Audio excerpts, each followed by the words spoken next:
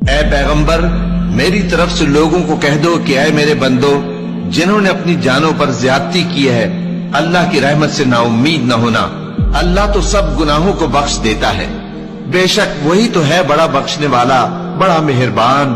اور اس سے پہلے کہ تم پر عذاب آ واقع ہو، اپنے پروردگار کی طرف رجوع کرو اور اس کے فرما بردار ہو جاؤ، ورنہ بعد میں تم کو مدد نہیں ملے گی۔ اور اس سے پہلے کہ تم پر ناگہاں عذاب آ جائے اور تم کو خبر بھی نہ ہو، اس نہایت اچھی کتاب کی جو تمہارے پروردگار کی طرف سے تمہاری جانب نازل ہوئی ہے پیروی کرو۔ ایسا نہ ہو کہ اس وقت کوئی شخص کہنے لگے کہ ہائے اس کوتاہی پر افسوس ہے جو میں نے اللہ کا حق ماننے میں کی، اور میں تو ہنسی ہی کرتا رہا، یا یہ کہنے لگے کہ اگر اللہ مجھ کو ہدایت دیتا تو میں بھی پرہیزگاروں میں ہوتا، یا جب عذاب دیکھ لے تو کہنے لگے کہ اگر مجھے پھر ایک دفعہ دنیا میں جانا ہو تو میں نیکوکاروں میں ہو جاؤں۔